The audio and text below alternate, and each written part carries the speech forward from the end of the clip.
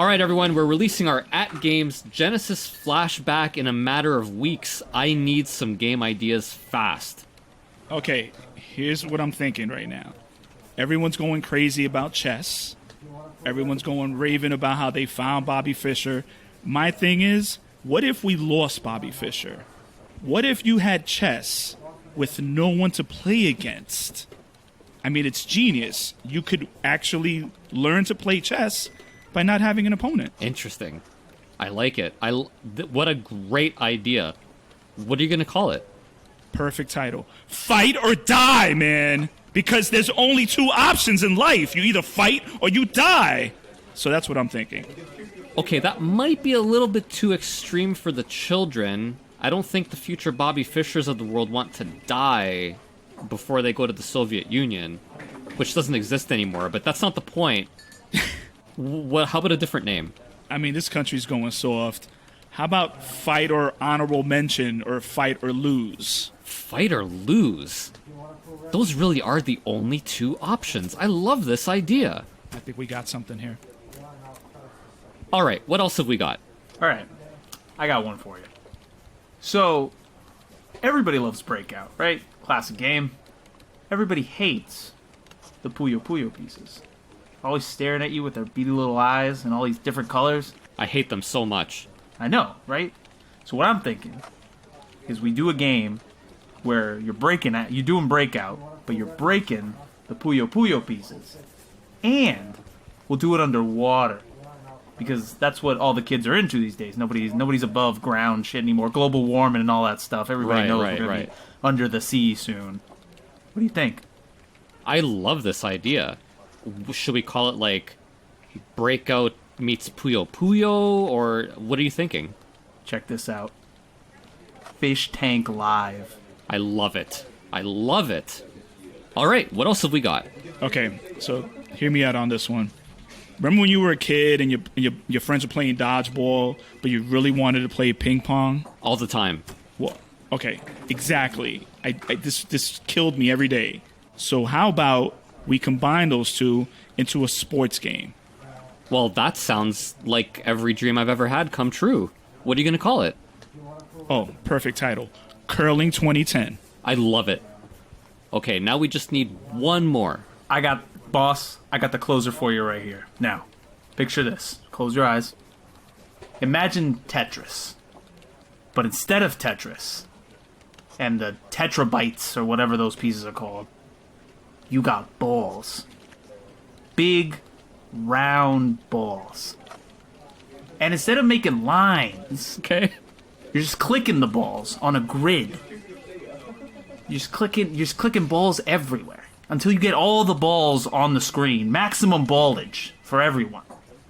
Now just really picture it in your mind. Everyone clicking away at balls, making balls appear, making balls disappear. You've never seen this many balls. I'm picturing nothing but balls. Good. Because that's the whole idea, is just balls on a screen. Okay, well, what are you going to call it? I showed it to my girlfriend. She was telling me you should call it Mr. Balls. But I was like, I don't think they're going to get it if we call it Mr. Balls. What do you think? I think it's a great idea. I love it. Guys, these ideas have been fantastic. I can tell I have such a good feeling about this Sega Genesis Flashback Mini that we here at ATgames are making. This is going to sell like gangbusters, and it's going to get nothing but good reviews. Anthony, Arnaldo, thank you very much. Who's ready for some cocaine?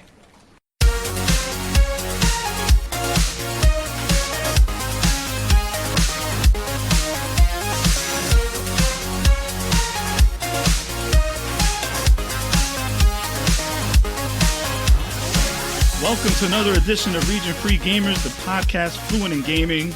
I'm Anthony Arriaga. I'm fine, thank you for asking. Alongside me today, Editor-in-Chief Paul Romalo. Yo, what's up, man? And Nintendo Switch Ambassador Arnie Perez. Nintendo wishes they could afford my services. They can't afford you, man. You can't afford them. No one's got to know, Paul. We got to fake it till we make it.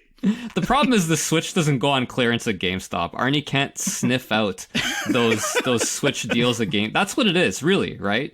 Arnie I'm goes just to a very GameStop. loyal customer, and I always buy all of my consoles from my local pawn shop. Oh man, but yeah, you're like a bloodhound, dude, going to GameStop and sniffing out the deals, getting the Yakuza banner for $1. Seriously, man, if only that Switch would go on sale. I'm so excited. Yeah, I stumbled when you see that beautiful sign going out of business sale. That's when you get really excited. The bat signal goes up, and Arnie's the only one that can see it. Like clearance sale. Somebody's misery. It's my game. I just dramatically get up from my chair. It's like unemployment. Man, that Yakuza banner you got. Yeah, like very nice. It reminded me of one of the. I've lost two things in like that are not actual video games but are gaming related that I've really kind of like, I'm disappointed over the years that I lost these things. The first one was from when I was working back at ATgames. I had a Final Fantasy VIII cardboard stand-up thing. Ooh, like a standee. Yeah, 3.5, 4 feet tall. Like the ones they put on the little on the counters. No, the big one that they put at the door at the entrance to the store. Like the, you said feet. I was like, the big boy. No, 4 feet high, right? Yeah, and it had like Squall looking off into the distance, looking all like kind of hot and emo, and Renoa's looking the other way, and the whole thing. It was pretty cool. But we had a flood in my parents' basement, and yeah, I know, dude.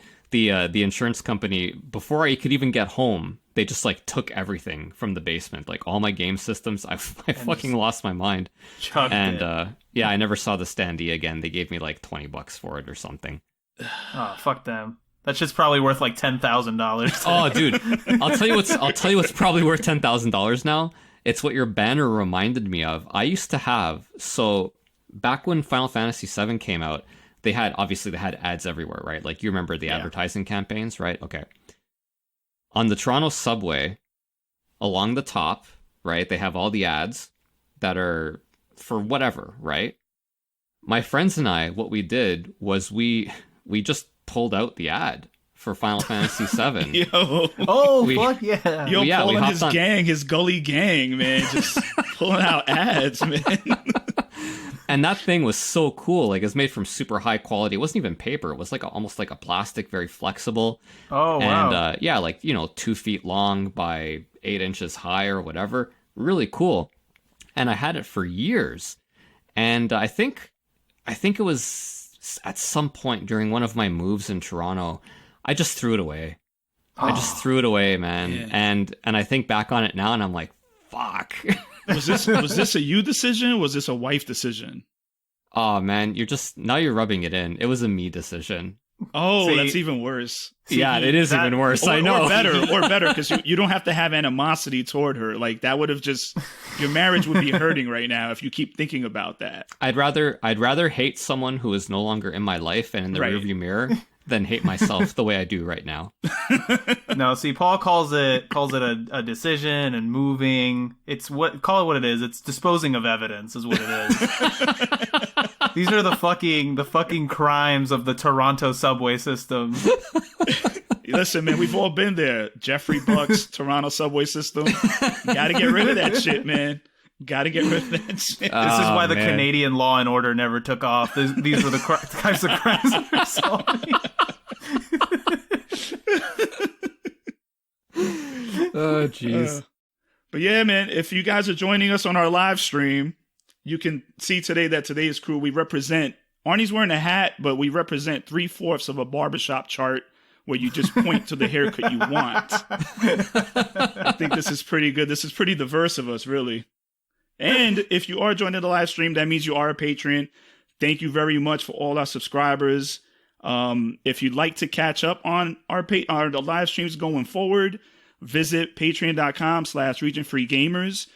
We got tiers starting at $1, and it gives you access to a multiple, depending on what tier you want to sign up for. No pressure, no arm twisting, no bat signal from Arnie coming to your house to clean out your fucking shit, right?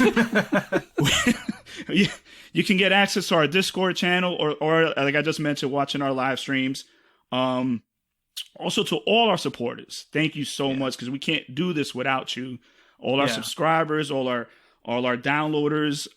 If you haven't already, please head on over to your podcast app of choice, drop a quarter on the like button, and while you're there, mash that subscribe button with some Michael magic, and please leave us a review. 5 stars, please. Anything less, and we hack your phone and we change your ringtone to me going BDX, BDX, BDX, BDX, BDX. That is some annoying shit. So just leave us a 5-star review, man. No, if I've introduced a new tier where if you sign up for $25, I will come to your house and offer you less than market value for your games. Guys, this deal is just getting better. This deal is getting better, people. Stop. Just get up. Go now. We'll wait. I'll just be like, Clano on PS1, I could do like $15, man. Like, this is really my new project now. My new project is going to be like inventing impossible Patreon tiers and just putting them out there with ridiculous promises. Listen, what you got to do is you got to set up the tiers so that you're offering, like Arnie said, you're offering them the cheapest value you saw that game in retail stores. Yeah, you're like, exactly. I'm not willing to go any lower than I saw this price for. So $6, here you go. Take it or leave it, man. I'm trying to price match on this Funko Land flyer from 1997. Can you do anything for me? See, DuckTales 2 right here, $8, man. You can't. I can't even deal with these people who are like, okay, so right now in Whitehorse, throughout all of Canada, actually, especially like in the big cities, real estate is just going bonkers, right? Now, I don't know if this is COVID related or what. In Toronto, it's been crazy for a long time, but in Whitehorse now, like a town of 25,000 people, real estate's just like, it's going through the roof, right? And so I have to listen to a couple of my coworkers specifically who are renting, and there's nothing wrong with renting, right? Yeah. But as a general rule, one aspires to own property if one can. Right? Yeah. My coworkers definitely can. They just refuse to. They've refused to for years because they have this thing in their head where, no, that house isn't worth that much. Nope, that house isn't worth that much. Yeah. And there's this kind of failure to understand basic laws of supply and demand. It is worth that because people are willing to pay for that. And you know, like, I complain about the retro video game situation. We all complain about the retro video game situation. But the reality is there are people out there with buckets and buckets and truckloads of money who have nothing better to do with it than buy retro video games. That's what the games are worth, man. It's what it's worth. Yeah. Some of my best purchases have been made when I'm drinking. So there's always a chance. Like, there's always a chance for somebody to make a deal on something. Yeah. Now I know. Yeah. Bring a bottle of tequila. Unlike Paul's bourgeois mentality, Mezcal. I do still rent, but it's only because I refuse to do things like cut grass and shovel snow. Which, by the way, are a pain in the ass. I'm not going to lie, dude. Like, no one tells you about these things, man. Like, I just moved to the house like 2 months ago, and we had to get the grass cut last week. Yeah. Speaking of gas prices. Oh no. No, but somebody had to come over and cut the grass because I didn't buy any stuff. You know, like these are things that I didn't buy a snowblower or anything. I'm not ready for any season right now. So and God forbid you're in like a neighborhood where people actually take care of their shit and you're the guy that like doesn't. I'm the guy. Oh, don't worry. We talk about you. Don't worry. We do, man. I'm the guy, man. Damn. Also, Arnie, you would get a kick out of this. My next door neighbor is a Red Sox fan. Oh, hell yeah. But no, fuck that guy. We're fucking everywhere, dude. Yo, he's a Red Sox fan? Cockroaches.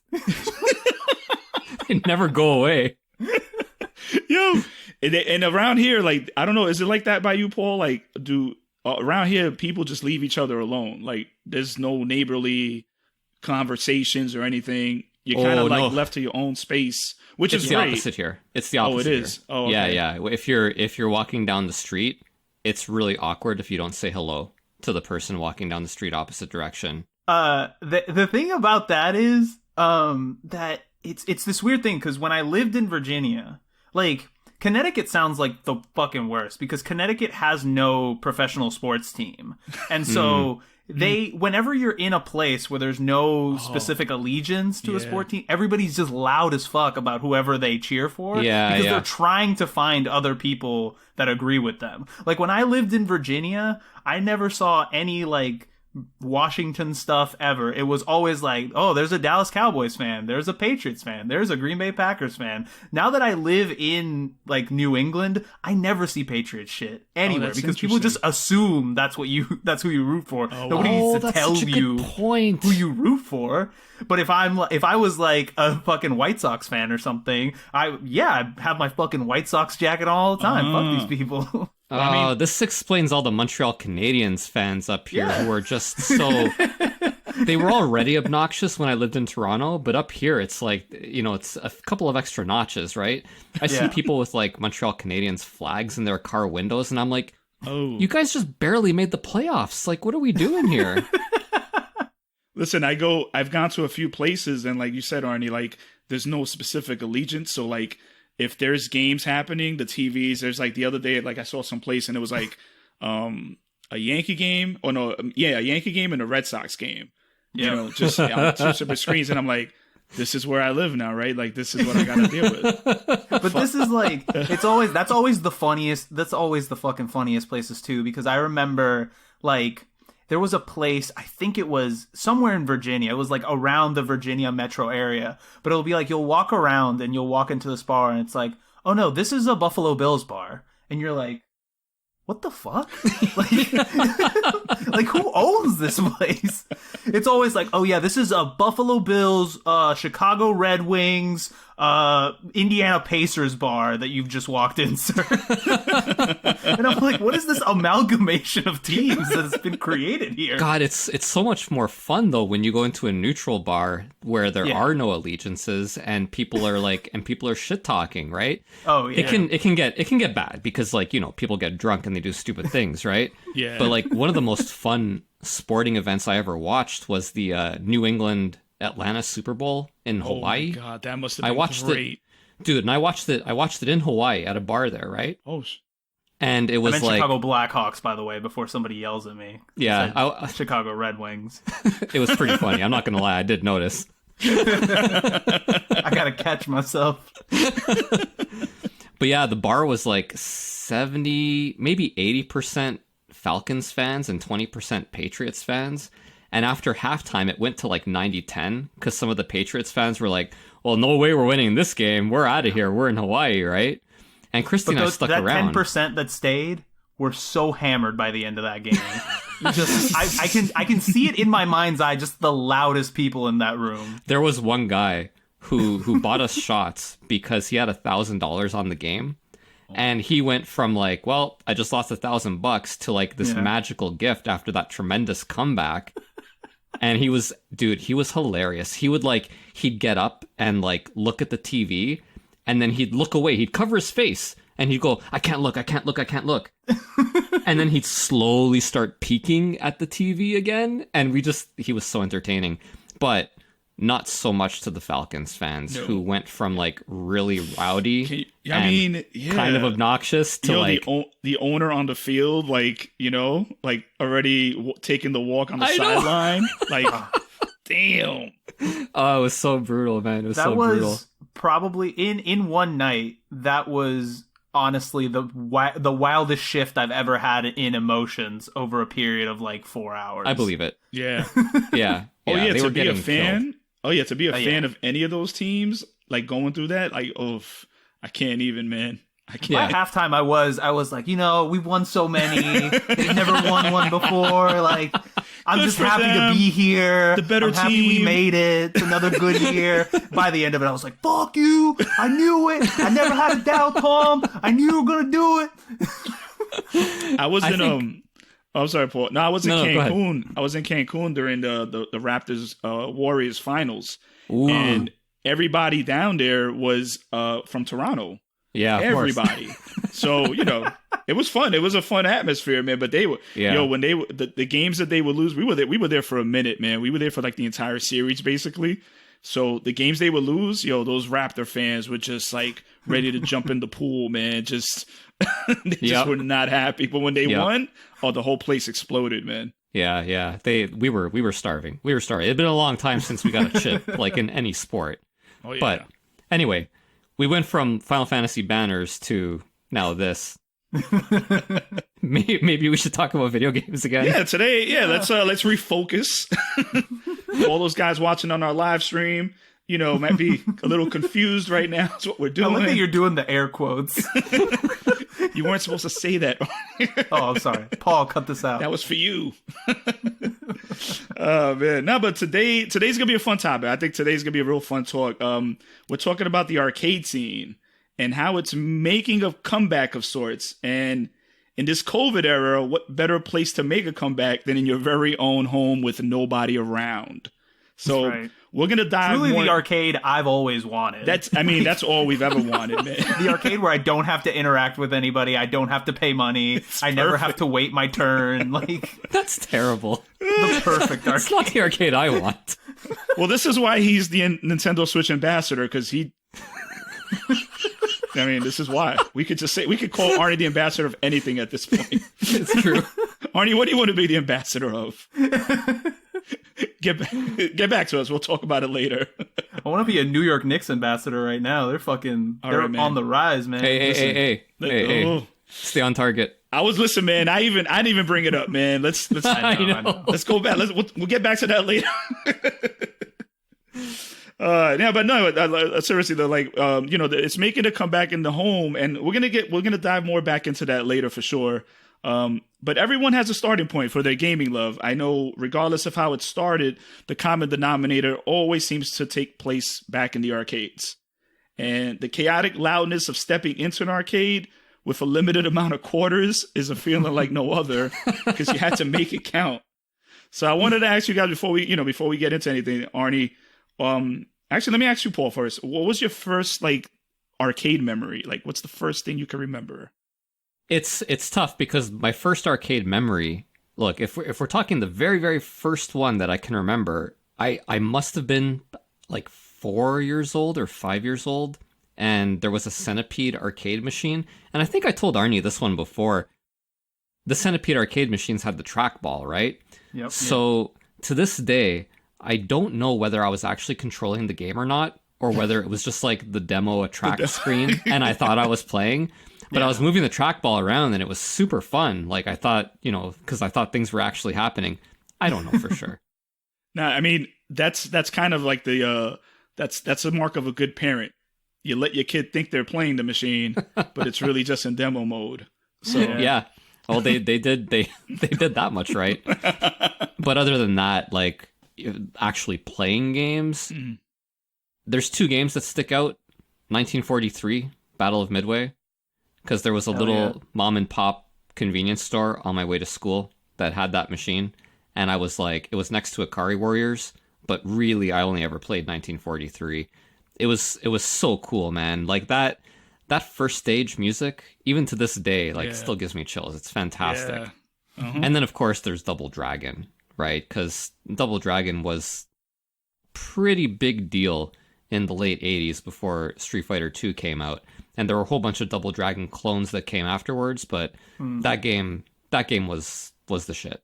Right. Yeah. What about you, Arnie? Like, what's your first? Because you're a little, you got to experience the entire scope of arcades by the time you were able to even play a machine, right? Like, yeah, honestly, it was mid to late 90s would have been my first sort of exposure to it, and I can't really pinpoint the first one. There's only a limited amount of options it could have been. There's a chain of arcades in Puerto Rico called Timeout Arcades, which were in malls, next to movie theaters and stuff like that. That's probably the first I ever played. There was also a place called Discovery Zone that was a big sort of kid area with arcade machines in it that I played in. If I had to pick, if I had to really think about it, it's probably something like Mortal Kombat 2 or something like that. One of the first I played, that or Street Fighter 2 or something like Marvel vs. Capcom. But another sign of good parenting, letting your little kid play Mortal Kombat 2. Yeah, I was definitely one of those kids that mom was like, here's $2. You stay here. I'll be right back. Yeah. And then, whatever. Am I the only one as a kid? Am I the only one who pulled this move where like you would walk around, like I'd get my tokens, but then I'd walk around and see if any of the arcades, like somebody had left without having like died or anything, to see if I could get like free play somewhere? I mean, like, yeah, the problem is that happens, it happens like only once, right? Of like course. it's like my dog, right? If he doesn't know that treats exist, then he never wants them, right? Yeah. But the moment I hand that dog a piece of pepperoni for the first time, it's over. It's over. Anytime I have pepperoni after that, the dog's up my ass. And it's the same thing with the free play. You get that free play once, and then that's it. You're looking through the arcade every single time you go, looking for that free play. So I always had to do that was my ritual though. I would change my money for tokens or whatever, and then I'd have to do a sweep. I'd have to go around, look at every machine, see, which one do I want to play? Because if I've got 8 tokens and something costs 2-3 tokens, like you're cutting into my share of tokens pretty significantly. Yep. I gotta commit here. So I gotta know what everything is in this arcade before I commit to one game. Yep. But the one that always sticks out in my mind, and it's definitely like the most prominent arcade memory I have, is I remember going on a field trip for summer camp. I must have been like 8 or 9, and we went to this rock climbing place called Solid Rock. That's what it was called. And so you go in, the camp like pays for your thing that you've already prepaid for. They strap you up with the thing. I think I climbed the rock wall like one time, got like halfway up, looked down. I was like, fuck this. I got down immediately. I went to their arcade machines and I saw Virtual On for the first time. And I spent the entirety of my time there just playing Virtual On the rest of the time. So cool. Like the few hours we were there. Still probably my favorite arcade cabinet of all time. Just it's fantastic. So I can't believe Solid stunning. Rock had Virtual On. Yeah.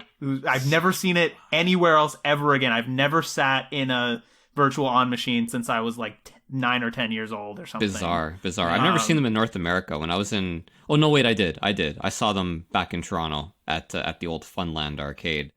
But I hadn't seen them again in like 20 years until I went back to Japan last year. No, they seem... I've been to so many barcades. It's a giant machine, especially if you have the 2-player one. It's like takes up a shit ton of real estate.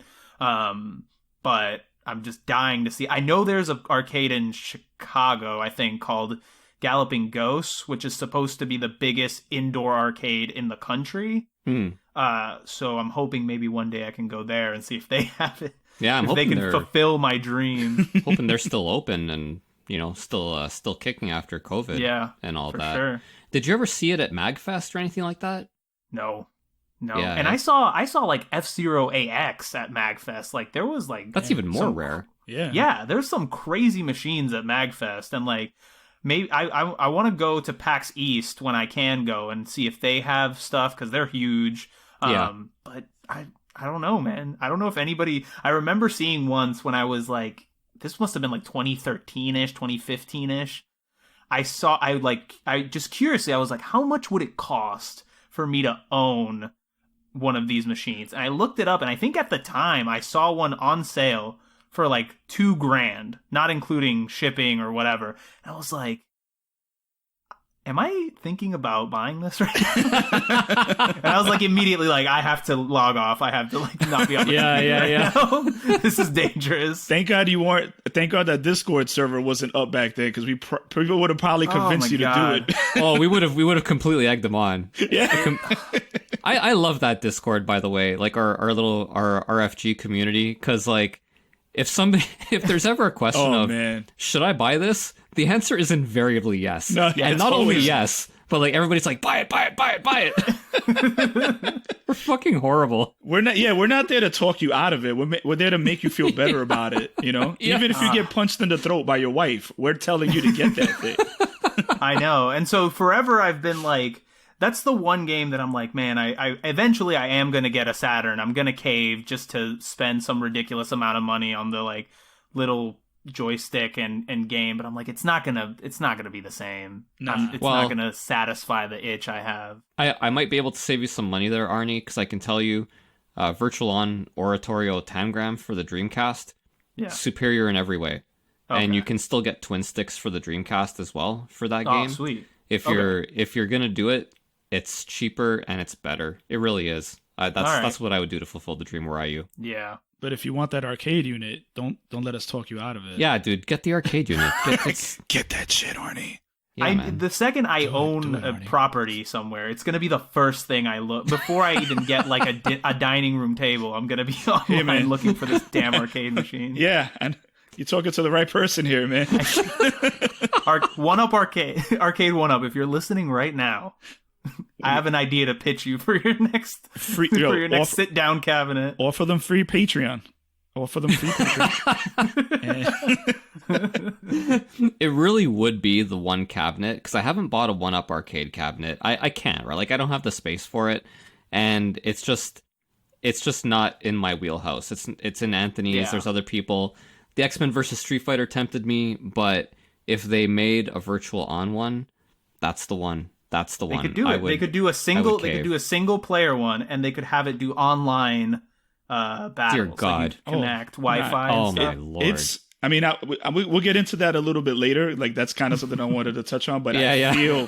I feel you on that. I feel like there's just a matter of time before those Naomi boards become a little cheaper and easier for them to put out there in these cabinets, because that's kind of where it's at right now. Like, if you look at the whole release, all their releases, it's kind of stopped at that Naomi board, you know? So Yeah. anything before that, you get, but just a matter of time, man, which would be freaking awesome, man. It would be awesome. And what about you, man? Because you've got a couple years on me, even. Thanks, Paul. Really. No, it's funny because like memory wise, it's very, like, if you're from New York, and you're familiar with like the Yonkers area, there was a Nathan's, or there's a Nathan's there, but they had this back area that I never saw at another Nathan's, where it was just a straight arcade area. Just an all-out arcade area. So if you were like in the Bronx area, if you were like, in the Yonkers area, everyone knew about Nathan's, and that's where just, that's the chaos that I mentioned earlier. Like, that's where everybody would congregate. That's where you would go open the doors, and you're just hearing everything. You just everything, just all these different sounds, Nice. right? So that was kind of like one of my favorite places. I remember just being appalled and shocked though when, like, I had to pay more than 25 cents to play a game though. It was a travesty. Yeah, it was a goddamn travesty. Yeah. I was like, wait, this can't be real, I remember specifically when it happened too. At least for me, I don't know about you, but like for me, it was Street Fighter Champion Edition, because Street Fighter 2 was printing money for store owners and so on, and then Champion Edition came out, and it was even more popular. And then one day I showed up at the corner store, and it was 50 cents, and I was pissed, and then I played it because I was addicted, and they knew, but oh man, that was the moment. Yeah. See, for me, it was the jump from 50 cents to $1. Oh, because I grew up, most of the machines were 50 cents. Some of the machines would be a quarter, but a lot of them were 50-cent plays. But then when, like, I want to say maybe it was Time Crisis, but it was one of these like real gimmicky like gun games. Oh yeah. And it was like, it had like, you could put your 4 tokens in here, or here's a convenient slot for a paper $1. And I was like, yo, yeah, convenient slot. Here's our dollar reader as well. You don't even have to exchange the quarters anymore. No, stay right here, man. Stay right here. Oh my god. But you always assume that the bigger the cabinet, the more money it was going to cost. Like, so I used to kind of just stay away from those. Be like, let me just get me my little 2-player cabinet over here. But I didn't even realize, maybe that's when it went up for a Street Fighter Championship, because that's crazy. Because I remember playing that first Street Fighter 2 game, and it was a quarter. For damn, sure. That turnaround was quick, man. That inflation. They knew right quick what to do with Champion Edition. Man. But I remember Paul was losing his loonies and toonies all over the place. But I remember real specifically, like, I think I was probably around the same age that Paul mentioned, about 4 or 5. And my father, every Friday night, we would go to this cuchifrito spot, man, just to pick up some barbecue chicken on a Friday night, man. Nice. And they had a Defender cabinet that was there. And that was the first time I just remember just like, just my father's waiting for the order and I'm over here playing Defender like a prick, not even caring that my father's waiting for food, right? But Yeah, man. I just remember Defender being the first game I played. I don't think I was any good at it, but it's just one of those memories that just stuck in my head, man. Like, like, you know, just a funny little story, like a little hole in the wall restaurant, and there's this Defender cabinet, you know, like, which, by the way, pretty good game. Yeah. Outside of just arcades, like, I have a strong association with arcades and food. Like, I remember we had this little pizza joint, the small pizza joint. It was like tiny, but in the back there was a Neo Geo, one of those Neo Geo 3 game arcade machines, and another machine I can't quite remember, but that's where I played Metal Slug for the first time. Like, what was that? Did they do Aero Fighters? It was like one of these like shoot 'em ups, where it was like jet fighters and stuff. I remember that, like. But it was always like whenever you would go to like a little restaurant or even like bigger places like Chuck E. Cheese or like just like mom and pop pizza places, like they would always have an arcade like squirreled away over there. Oh, yeah, man. Dude, ours was La Bona Pizza Napolitana. There you go. Yes. We'd go to La Bona and go play video games there. We'd play Ninja Turtles. Yeah, that was absolutely. And somehow those places always had the one machine that you'd never see anywhere else. You'd be like, oh, I remember one time I played this game, and like everybody's like, where'd you play that? And it's like, oh, I played it at the laundromat street, like in the summer of '96, from like July to August. It doesn't exist anymore. Yeah. I had a pizzeria across the street from where I lived, and that was like, it was like, I remember they used to alternate some of the machines, but at the last I remember, it was the Outrun Turbo cabinet. Right, Ooh. just a stand-up little one, but it was like pretty cool to play. They had a Neo Geo cabinet, and I believe it was Street Fighter. Yeah, Street Fighter. So they always have like 3 cabinets at a time. You know? Yeah, those Neo Geo cabinets were so good, man. Having more than one game on. Oh yeah. Perfection. Great for store owners too. Yeah. Like you get all these. It was relatively cheap. My understanding, anyway, is that it was relatively cheap compared to like, you know, your average single game arcade cabinet, and then you get multiple games on it. Just smart. What's not to love? So smart. And you can spot them from a mile away. Yes. You catch that red out the corner of your eye. You're like, hey, I know what that is. Yeah. And then it's a some Is it going to be King of Fighters? Is it going to be Metal Slug? Ooh, maybe Cyberlip. I don't see Cyberlip that often. All right, man. But like, let's take a quick break. And we're going to get right into the meat and potatoes of this discussion, and we're going to kick it off with some Street Fighter talk. So we'll be right back.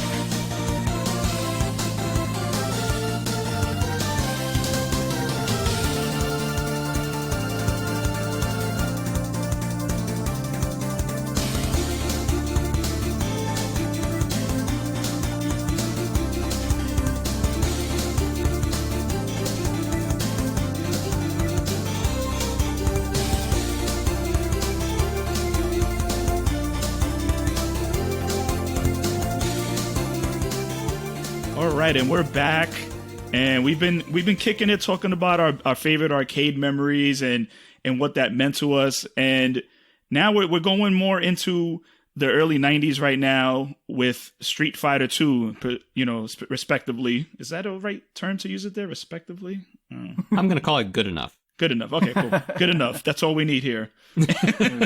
Let me pull out my Scrabble dictionary real quick. Respectively. That's a 12-point word, sir. So we've been kicking it, just talking about how our disappointments with having to go from 25 cents to 50 cents. And here we are. Street Fighter 2 launches in the arcades. 25 Cent was a way better rapper. Man. No one talks about him, man. He spat half the bars, but he knew what you wanted to listen to, man. He was more concise. So anyway, man, so we talked about Street Fighter. We touched on it a little bit earlier about Street Fighter 2 and how that just totally pulled us in, and we were ready to pay 50 cents apparently. Shout out to 25 Cent. And it kind of set off a renaissance in the arcade world. It was like, obviously, everyone knows Street Fighter 2 was a massive success. It sold more than 60,000 cabinets worldwide, which is pretty unheard of in the early 90s. Now, while home versions were typically available, pretty much the next year, they were a lot more simplified. And we're talking maybe like the 16-bit era, so you weren't getting a perfect port of the game, but it was, as we mentioned earlier, a good enough port of the game.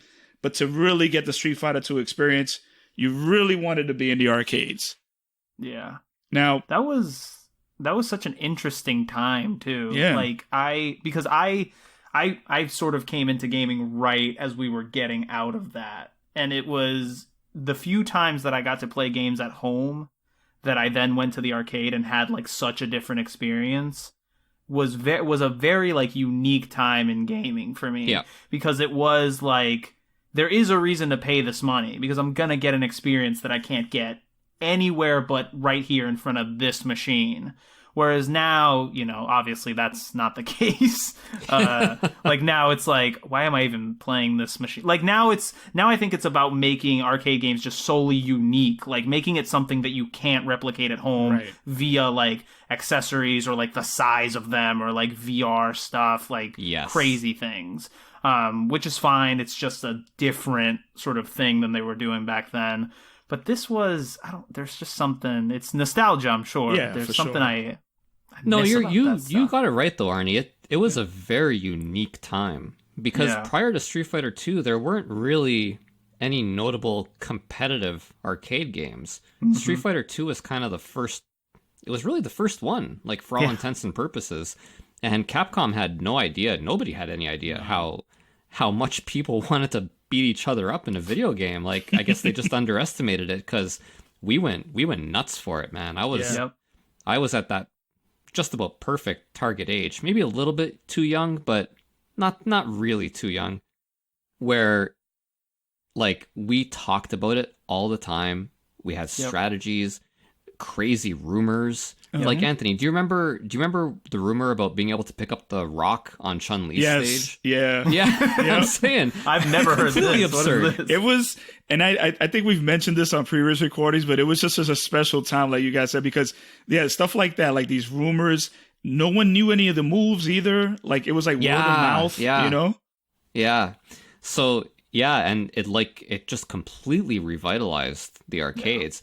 I don't know if arcades were dying by that point because we still didn't quite have arcade quality at home, but they were certainly less popular than they were in Pac-Man's heyday, where, you know, people were going all the time, right? And you could not get anything like this at home.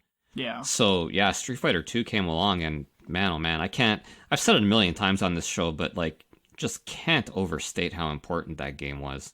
Yeah, Oh, and just the development of arcade culture. Like, there was a whole social strata to going to arcade. Like, God forbid you're playing a game against somebody and somebody has the audacity, the unmitigated gall, the disrespect to put a quarter down on your machine. Like, oh, when you lose, it's my turn. I'm like, motherfucker, you better pull that quarter back. There's just this dynamic that happened. Like, you walk into any arcade at a certain point, and you, even if you've never been there before, you know some of the rules of how things go down, how to communicate with people in these sort of scenarios, because you all speak the same language in terms of like the arcades. Like, you know where you got to be when you want to get next up on a machine. You know what you have to do. Like, you can talk to people about certain games and certain moves and certain things that are going on. And it was a nice way to connect with new people like that. Yeah, it was. And there was also, and you could also see all the archetypes, like all the different people at the arcade. Like there was the guy who was really abusive towards the joysticks. You know, like we all hated that guy because like eventually, like how many times did you go up to a Street Fighter 2 machine and like medium kick doesn't work? And it's like, come on, man. And then you wasted your 50 cents. 50 cents after a certain point. Yeah, exactly. Bullshit. And we all look at that guy, we're like, I hate that guy so much. And then there's like overly aggressive after losing guy. Like we all hated that guy too. Yeah. Man, I remember beating this.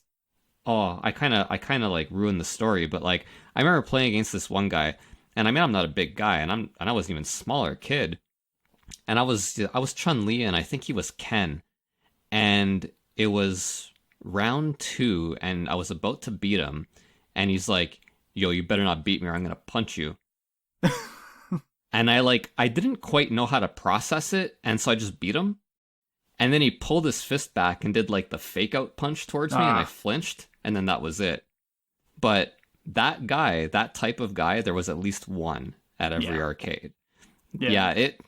And there was always and you know, it was like, let's not kid ourselves, it was usually an Asian guy, the super fucking good guy. Oh yeah.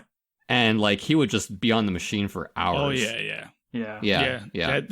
Anytime I saw an Asian dude at an arcade cabinet, it was like he could have been like 5'3", and I was intimidated. I was like, nope, gotta go, gotta get out of here. Nope, know, right? Like I ain't fucking with this shit right here. This guy is putting on a concert right now. I'm not interrupting this thing, man. Or he was an older guy and he's sitting on a stool and he's got the ashtray and the cigarette. I'm not playing against that guy either, man. I was never that good competitively to do the Street Fighters, but the one stereotype guy I always remember is the guy with the like huge like baggy pants, the Hot Topic shirt, the guy who's holding the bar on Dance Dance Revolution for like 30 songs. Like that's the guy I remember. The guy who like gets off the machine, comes around the other side, like is putting on like a performance. I'm like, spectacular. I remember that guy. Amazing. Yeah. But let me ask you guys, like, Paul, I wanted to ask you this question. I don't necessarily agree with this opinion, but I kind of read this and I'm just curious. Once Street Fighter came out, right, everybody started making fighting games. Everybody was just trying to capitalize on this fighting game thing. Do you feel that in a way it helped kind of kill the arcade scene? Just in the sense that it stopped, I guess there was less originality because everybody was just trying to make the next fighting game? It's impossible to tell for sure whether it did or not. That's the thing, right? Yeah. Because there is a certain logic to it, right? Street Fighter 2 comes out, suddenly most of the games in any given arcade are one-on-one fighting games, and that gets stale, right? Yeah. That's just how it is with any genre of game, except Call of Duty for some reason, but whatever. So one could argue, like the staleness of the one-on-one fighting game is kind of what led one of the major things that led to the collapse of the arcade. On the other hand, you could argue that the arcade scene was already kind of dying. Yeah. And it probably would have been dead sooner, but for Street Fighter 2 and its ilk. That's right? kind of how I felt, yeah. Mm-hmm. Yeah, you could make an argument either way, and we'll never be able to know. Nah. So the bottom line is, Anthony, you're right. No matter what side you're on, you're right. Thank you, man. No one ever tells me that. And Arnie, man, it was a crazy time because you were kind of being born around the time that like the arcade scene was like, you know, kind of dwindling or whatever. So how does it feel to be around at the time that you're watching me and Paul's childhood kind of being broken away? You know, like we're losing our grip on childhood, and here you are born. Yeah. Well, you know, I was born in 91. I think Street Fighter 2 came out 90, 91-ish? 91. Yeah. 91? Yeah, so some people would say that my birth and the renaissance of arcades are not related, but can you prove that? Yeah, they can't prove it. So. Exactly. But it was interesting, man, because I did get to see, like, I definitely missed the boat on the competitive fighting game scene for the most part. Like, by the time I was really going to arcades, that was sort of rolling downhill. There was always like your like machines that were always going to be there. There was always a Mortal Kombat there. There was always a Street Fighter there. Usually Marvel vs. Capcom, maybe if you're lucky you get to see a Soul Calibur machine or a like Tekken machine or, you know, a Primal Rage or something like that. Yeah. Now we're getting into the good stuff. Yeah. But there was, I will say, when I was going, I did notice a little bit more variety. Just because when I really started going, that's when like Time Crisis, Point Blank, House of the Dead, Crazy Taxi, like you're getting a lot of these, and I listed like 3 light gun games there, so hooray for diversity, I guess. But you know, you were getting a lot of like weird stuff. I remember a lot of this as like the age when like movies were getting a lot of arcade games. Like I'm thinking specifically of Die Hard, I'm thinking of T2 Judgment Day, I'm thinking of Jurassic Park. Yep. I'm thinking of like a lot of them. That's what I remember the most. Like those are the ones that really like stick in my brain. And then obviously rhythm games, which I feel like sort of became the next wave of big arcade fads when I was growing up. Your DDRs and your Dance Extremes or whatever they were called. I was bad at them, so I never even tried, because that was like, you know, I feel like you would get shamed if you didn't play fighting games the right way. Like if you tried to exploit things or you turtled, like I feel like sometimes people would call you out. But if you got on a DDR machine and you weren't playing on like mega expert mode, you were probably getting actively heckled. Either that, or there was definitely like a group of people like impatiently waiting for you to be done and skulk off so they could actually play their game. Let me show them how it's done. Yeah, exactly. But so it was interesting because I feel like I sort of grew up in that age, especially because I was hanging out in malls throughout my teenage years. I really got to see like the sort of beginning of the end to the lean years. Like I got to see a bunch of arcades that I like close. I got to see a bunch of like just machines not get updated, and places that were like, we have like 4 or 5 machines here, like we're really trimming down now. So it was an interesting experience to then go from that, and I'm sure we're going to talk about this later on, but then to now we're getting like more barcades and we're seeing arcades coming back. So it's really been a roller coaster for me throughout my life as far as arcades go. Yeah, but like you guys said, it was an interesting time, and you know, you're like in that early 90s, and by the mid 90s, 95, we were starting to see basically arcade perfect ports of games at this point, you know, especially in the fighting games, you know, because that was still hot by 95, man. Everybody was still wanting the next Street Fighter, the next Mortal Kombat. Everybody was going crazy. And then by 2000, like you just mentioned, Arnie, we were getting even better than arcade ports at home at that point. You know, so the arcade scene was definitely pretty much dead by 2000. But then by 2004, and like you mentioned before, Arnie, Barcade opens.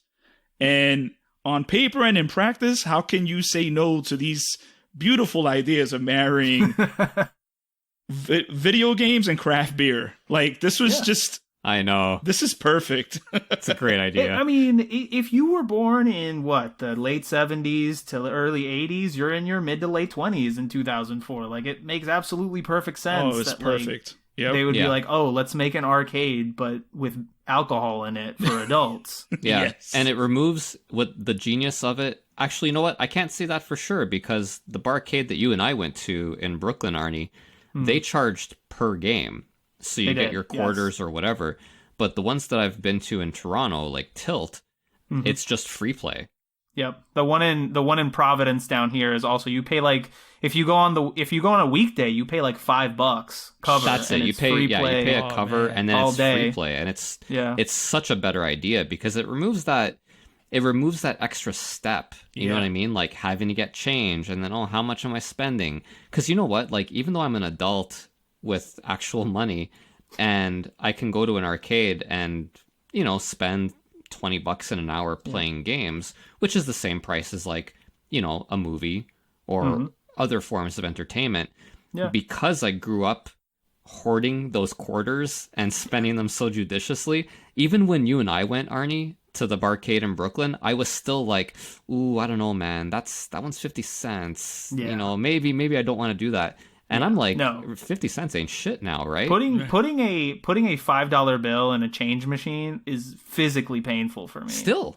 Like, I'm like, all right, I guess. Yeah, no. So the barcades that do it with free play and they make their money on cover and drinks, that's brilliant. Great idea.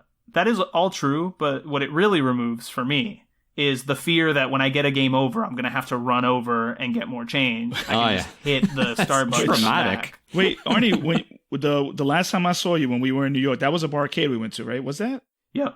We did. We played and beat Sunset Riders, baby. Yeah, hell yeah. I never forget that, man. That's right. No, but we had that issue, though. We had to run to get some change. So, like, I died, and I had to haul my ass to the change machine before Anthony died. At the buzzer, man. At the buzzer. And... man, it's it just goes to show you, like, they're all different though. Like, no barcade is created equal. Yep. There was one in Virginia Beach, I think, that I remember they had installed. They basically like rigged a system where it was kind of like Dave and Buster style, where you'd have a car that you could basically put money on, and then you'd run it through any machine you wanted to play. Yeah. And that sort of solves it a little bit. I still think, I agree with Paul. I think the cover at the door and the free play is the best, especially because what it really removes is any inhibition to try any particular machine. Yep. Like if I know that all these things are free play, I'll try anything. You're gonna stay there longer. Yeah, absolutely. You really are. I'll You're gonna sit stay down, there longer. try any machine, play it, see if I like it. But if I have to physically put coins in every single one, I'm like, I don't. Yeah, you're gonna stay there longer. You're gonna get more beer. You're gonna stay there longer. You're gonna get more beer. You know? Exactly. Yes. It's a perfect It's a business symbiotic model. relationship, is what we call Circle that. of life. But by 2005, though, just using New York City as an example, there were about 25 arcades left, and that was down from about hundreds just like a decade before. And by 2011, there were fewer than 10. So, and that's being liberal. Like, that's counting Dave and Buster's to even get to that figure. Yeah. And when you're counting Dave and Buster's, we're in a dark time at that point. Poor DMB, man. Yeah, what are you gonna do, man? But yeah, that's how bad it was. And this is, we're talking 10 years ago. So our arcade scenes is pretty much dead. And at this point, most people are okay with the arcade scene being kind of dead. The economics aren't there anymore, and the gaming companies are making more of a killing at home. They're making more of a killing on the home consoles. Yeah. But the thing is, can arcades make a comeback? And get ready for this one. This is a good one, guys. Can the arcade scene get a 1-up? Boom. Oh. Boom. Oh, well done, sir. Yes, Golf clap. thank you. And on that note, we're going to take a quick break, and when we come back, I think you know where this is headed.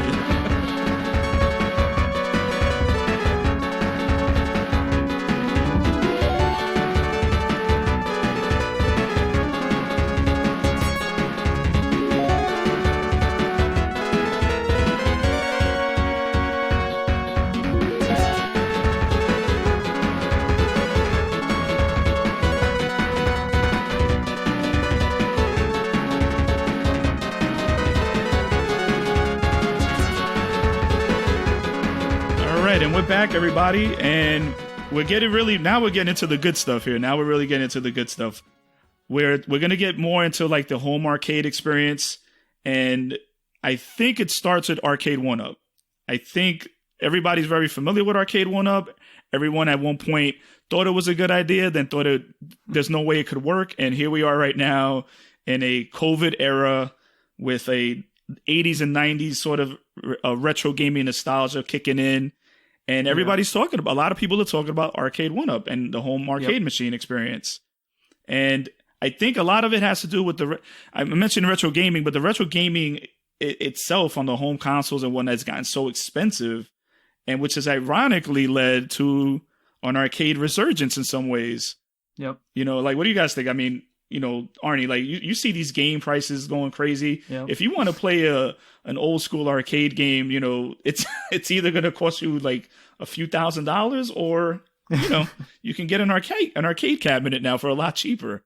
Yeah, I mean, I guilty as charged on that front. Like, when Arcade 1-Up started, I did not think it would ever be what it is today. I didn't think it was necessarily going to die immediately, but I thought it would be such a niche thing that it would, just be one of those companies that sort of exists in its own little corner and just occasionally pumps out new things and just survives. And now it's like the biggest thing. At least from my perspective, coming from this community. Like, I see them all over the place. They're constantly getting new licenses, like huge licenses, crazy. Doing all these things. I've seen them in Best Buy, like Walmart. It's all over the place.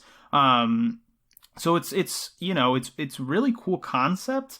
And you're absolutely right. I mean, especially now with the way that prices are, I don't collect arcades. I'm not a psychopath. Like, I don't have a need to burn money like that. So I can only imagine what arcade prices are looking like about now, like actual arcades. And when your options are, hey, I could either get the arcade, spend this much money on something that's so bulky, so large, like maybe I don't have enough room for something like that in my life if I live in an apartment or something, or buy some sort of like port of it that may also cost maybe like a couple $100 depending on what it is. Why not get the like downsized arcade version, sort of give you that arcade feel that you're sacrificing with the console version for a reasonable-ish price that also you can maybe modify in some way that I'm not advocating for. We don't condone that behavior. We don't do that here. We don't do that here, no. But it exists. So now I'm kind of on board with it. I don't own one as of yet. But now I'm starting to see releases. I'm talking that Big Buck Hunter. I'm talking that Golden Tee. Like, dude, X-Men versus Street Fighter.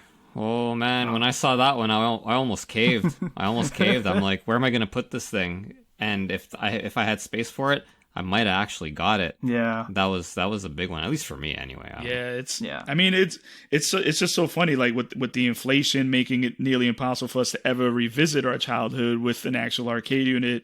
Here's Arcade 1-Up, man. They just swept us off our nostalgic feet. And, and we're just loving every minute of it. It's amazing how they just kind of managed to make that secret sauce. Because this isn't the first time we've seen home DIY, like IKEA-style arcade cabinets, right? Yeah. These have been around forever. They've been around for as long as, pretty much as long as the internet's been around, right? Yeah. So I think the secret with Arcade 1-Up is there's several factors here. I think one is the size. Yep.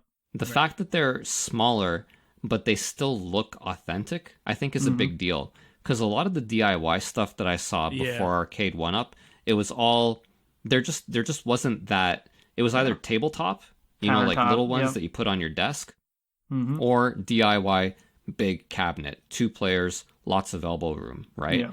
And I'm looking at a big cabinet, and I'm like, no way. Right. I can't. Yeah. Right? Yeah. There's just no way. And these kits aren't cheap either. Like they're generally $1,000 plus. Oh, easily, yeah. I think the size is one aspect, and then when you combine the size, I think, with the official licensing, when you have like the really nice looking cabinets with the classic marquees on the top, and it's all of we all love our official stuff, right? Like it's why you got made fun of when you wore knockoff Nikes. It's just it is what it is, right? People want that kind of like quote unquote official aspect to it. So when you've got officially licensed Capcom, you've got officially licensed Namco. These are all kind of attractive things to a consumer.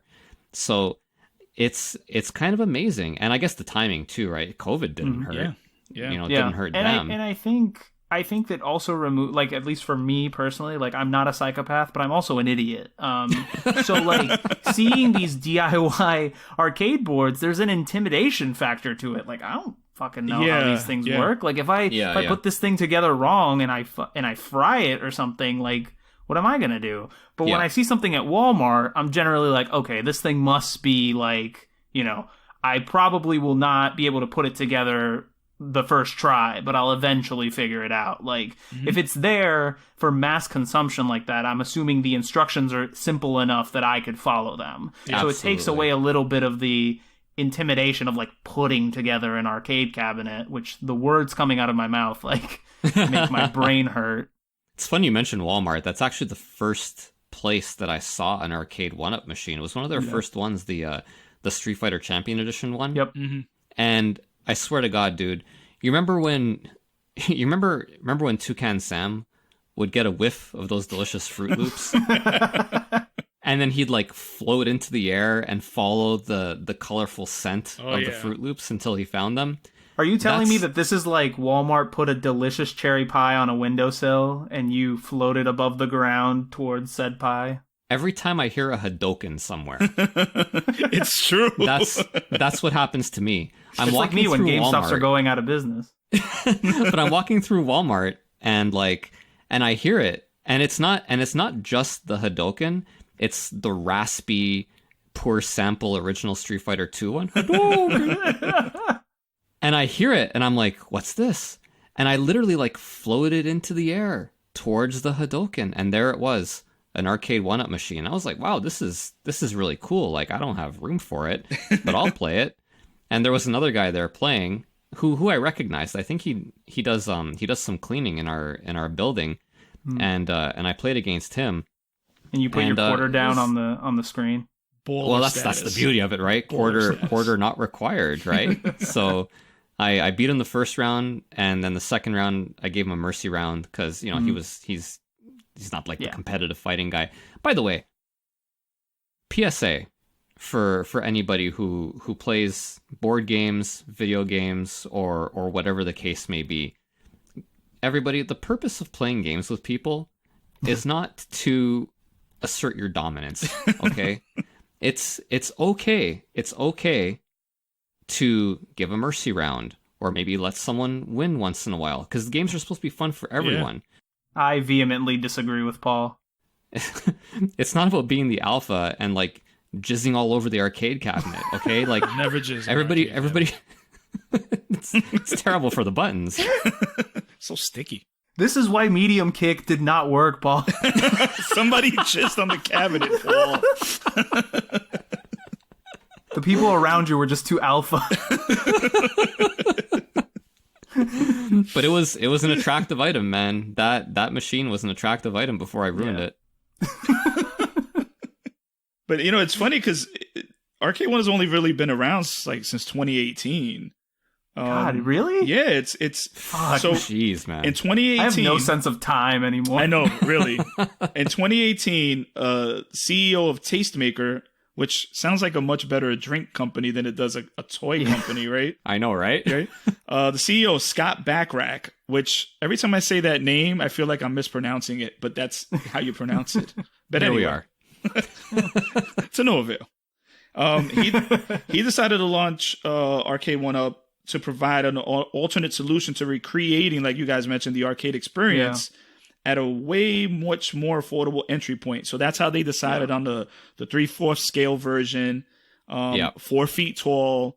You could add the additional riser to it to make it a full 6 feet, which they the didn't. riser was genius. Oh, the yeah, riser really, Yes. like, I was like, oh, it has a riser? Like, what the fuck do you need a riser for? But then when I saw the difference in putting the riser on it, I was like, oh, this is brilliant. Well, like, I think it was brilliant because you can tell like your significant other, hey, I'm just going to get this arcade machine. It's only 4 feet tall.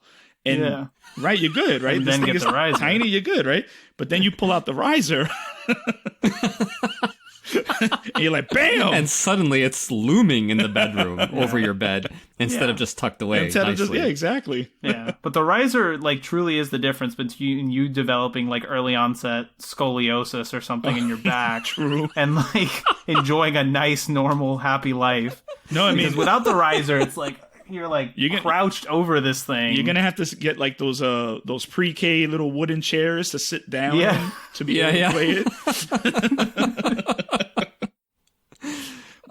Those chairs were the worst. I hated going to parent-teacher conferences and having to sit in those things. Like, oh dear God! Yeah. Why are you being punished for sending your child to school? That's why I said no more school for you guys. Go out there and be somebody. But this is actually something I completely forgot about until you mentioned it. Is like, I think that was one of the reasons I was like, oh, this thing will never work, because it's like they made it not as tall as a regular arcade machine, but slightly taller than like one of those candy cabs you could sit at. And I was like, how did they fuck this up? And then they had the riser, and I was like, I guess they solved that problem in 2 seconds. The risers, man, it was funny because the risers didn't initially come with the cabinets. You had to buy the riser separately. And now, like the next wave, the current wave now they all come with the risers, so it has the matching like graphics to match the cabinet. I mean, they sold the matching. Yeah, the original risers were. It was just black and it said Arcade 1-Up. Right, and I'm like,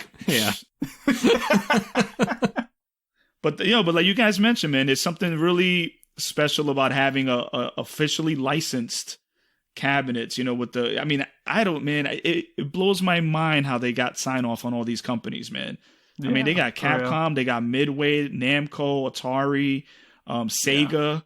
Sega knows what they're doing. They're like, we don't want you can have our game, but don't be putting our Sega logo on this cabinet, man. We can't really, we can't condone this behavior. But still, I mean, it's kind of cool because like these are cabinets that there's no way I'd be able to have in my home. There's original cabinets. Like, it's crazy. No way. And it's a nice bridge. It's a nice bridge between that DIY and the original classic, because you still have, again, I'm just repeating myself, but like you have something official, but it's a nice bridge. And it's crazy too, because a lot of these cabinets, they've been sold out because of COVID. So a lot of these cabinets got sold out. Constantly. So you had the Ninja Turtle cabinet. I don't even know if they're bringing that back. It's been sold out for a year. That one you had to know was going to be gone. Yeah, because they got that license, and then it's like, this thing's going to expire. So if you didn't get it, then listen, it's Konami, man. Like, yeah. You hope for the best, but in your heart of hearts, you know what's going down. Yeah, man. And a lot of these have been sold out. So I've been noticing that it's almost become like another a collector's market now for these things. Yeah. Because sadly, the value on these things kind of keeps going up. And what isn't a collector's market now? I guess so. Man, COVID just ruined everything.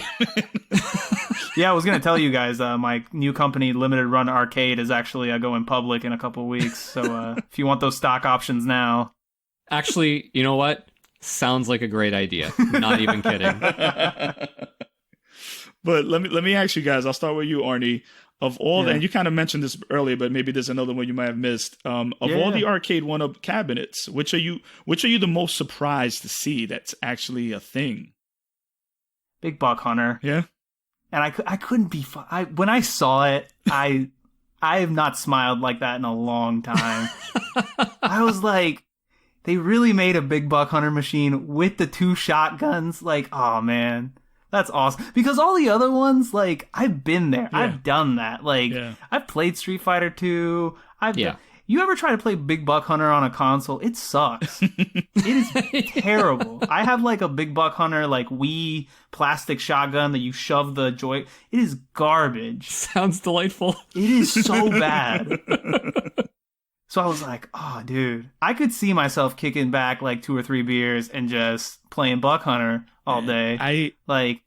That wasn't a cabinet I was really thinking about, but then I was looking through some, looking at something online, and Hannah saw it, and she was like, oh, Big Buck Hunter. And I'm like, what? Dude. What? Yeah.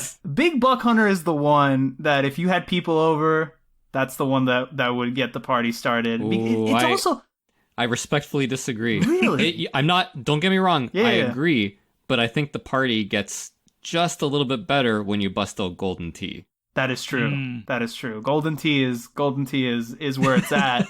But like, it's also the thing I think that I love about it is exactly what you just said, that I can't believe it's a thing, because I can't imagine, like, there is no way that somebody was sitting at like a board meeting of Arcade 1-Up, like a quarterly profits meeting or whatever, and was like, all right, we've looked at we've conducted several polls, multiple focus groups. The retro gaming community has spoken. Big Buck Hunter is what we need. And you know what? I looked on their website because I was like, oh, let me see if I haven't seen any of these. There are 2 Big Buck Hunter machines, 2 different Big Buck Hunter machines. Wow, I didn't know that. There's one like Big Buck Hunter World, and there's like another one that's like Big Buck Hunter something else.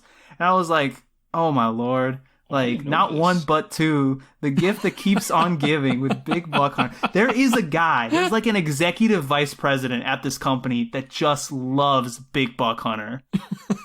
And is using all of his cachet. They were like, you can have one like machine for yourself. And he was like, I know exactly which one it is.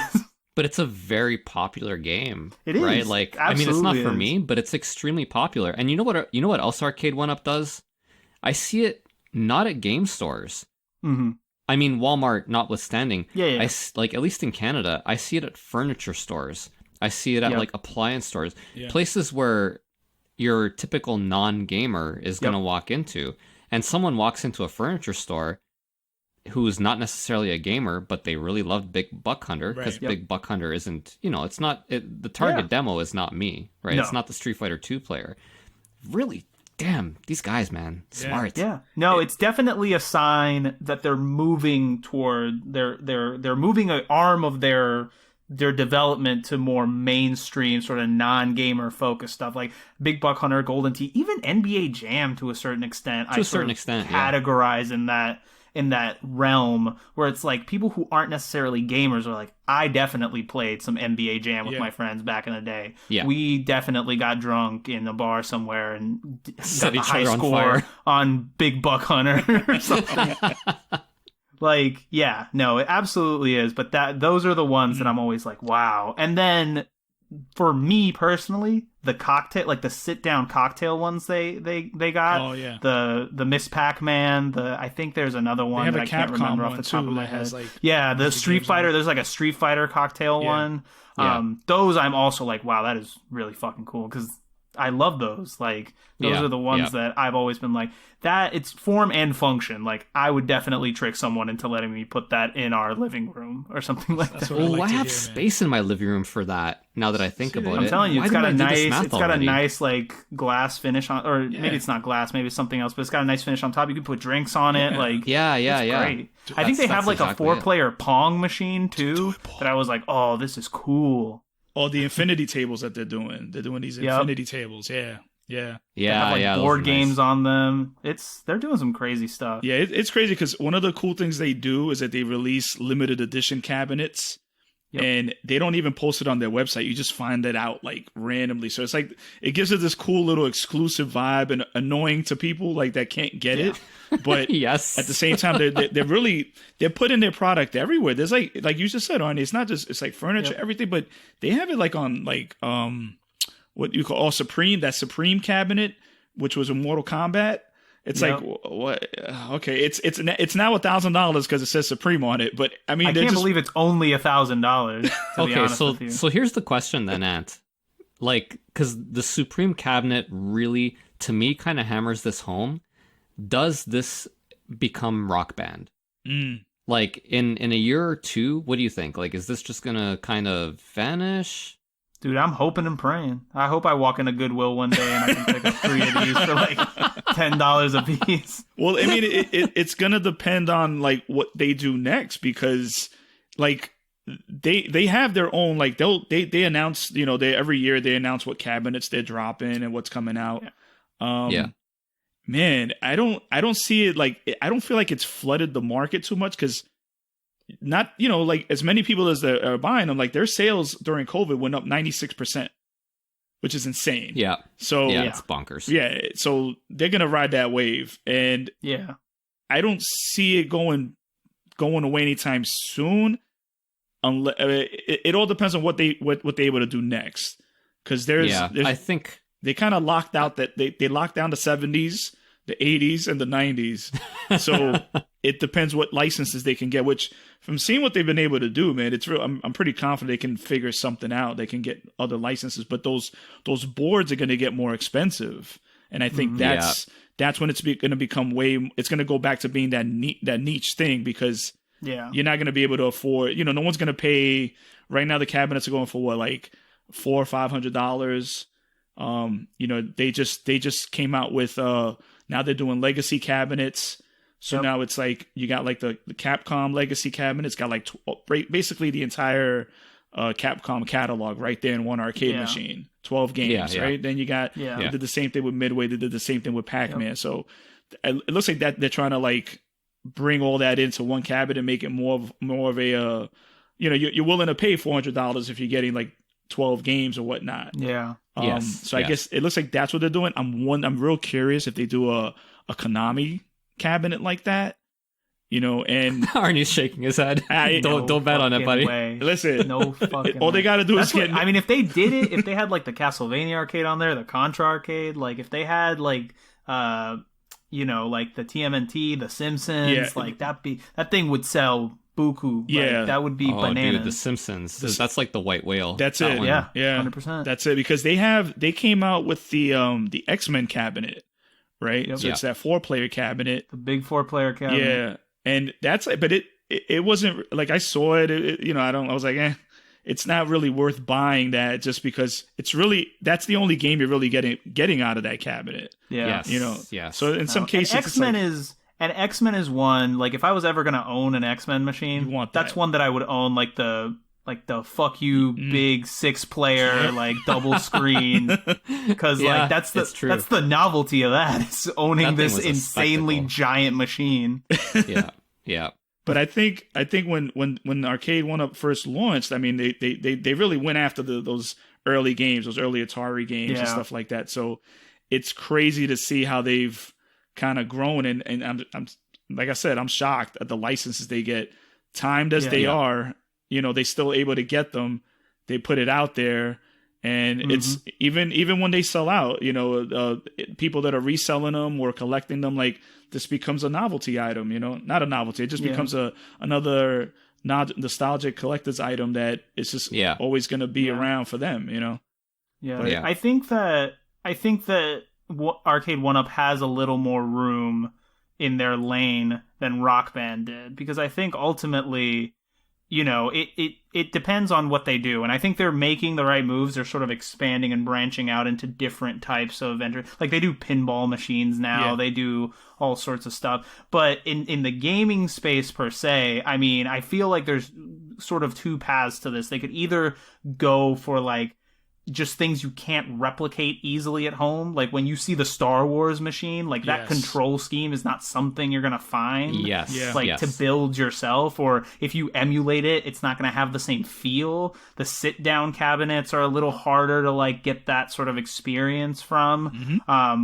You know, or it could go the other way, where these things are kind of like showpieces. Like especially if you've got the matching risers, like that's a statement piece. You're paying for the art on it. You're paying for the light up marquee. You're paying for the light up buttons. Like you're paying for stuff that would take you like so much longer to build yourself that it's really impractical if you were going to build something like that. Why not just buy it ready made? So it depends on what they want to do. Yeah, it's crazy, man. Well, Paul, I wanted to ask you this. I mean, you might have touched on this already with Golden Tee, but are you surprised to see any other cabinets other than Golden Tee? I would have. My first answer, like Arnie, would have been Big Buck Hunter, but the other one is Outrun. Oh yeah, that sit down cabinet, that sit down cabinet that they made for Outrun. I'm a little bit surprised they went in that direction, because it seems that part of their philosophy is kind of downsizing things and making them more practical for your average home. And Outrun is completely impractical for your average home. But it seems popular enough. I mean, it's not like there aren't people out there who have big houses with lots of space for that. And so if you have a sit-down driving arcade machine, that's I guess that's a good idea. Because when I saw it, I was like, I don't know, guys. This seems to be kind of leaving your wheelhouse a little bit. But it's popular. And I mean, look, it's really cool. Like, I'm looking at it and I'm like, I wish I could have that. It looks really cool. It looks like fun. Who doesn't want to sit down and play Outrun, man? Are you kidding me? And if you're technologically minded, you know, maybe you do something to it. Maybe you've got Daytona USA. Maybe you've got some Ridge Racer on there, you know? You've got the control scheme for it now. It really leaves you, because that's you know, I'm not going to buy an arcade steering wheel with pedals and put together a machine like that myself. Like, no. But I sure as hell will buy it and put some other games on it that I can play. It's when they came out with the Star Wars sit down cabinet, which from what I understand is probably the best sit down cabinet that they have of the two, the better one. That just got a lot of people's attention, because even the throttle to that, the little yoke, the yoke, that's what, it costs for people to buy that, just like you said, Arnie, to build their own machine, to buy that piece, it's as much as the arcade cabinet. I'm sure it is. You know, if you're really a fan, you're gonna go down this road. And the funny thing about There's probably one guy on like eBay who's designed some insane injection mold of it and sells it for like $400. Basically. To like the maybe 2,000 people who want to make that arcade machine. Oh man, yeah. But like Paul said, man, that Outrun cabinet definitely had me tempted. But what I like what they did with it though was that they So since it's sit down, it's still only 4 feet tall, and the bench that you sit on, you can push it in when you're not using it. So like when it's not being used, it's not really taking up too much space. But when you're using it, obviously, like you pulled out the bench and you kind of just sit down in it. But yeah, stuff like that, man. It's crazy that that's available to be in your home now. Yeah. It's so wild. Yep. But all right, guys, let's take a quick break, and when we come back, let's see what competition Arcade 1UP has out there waiting for them.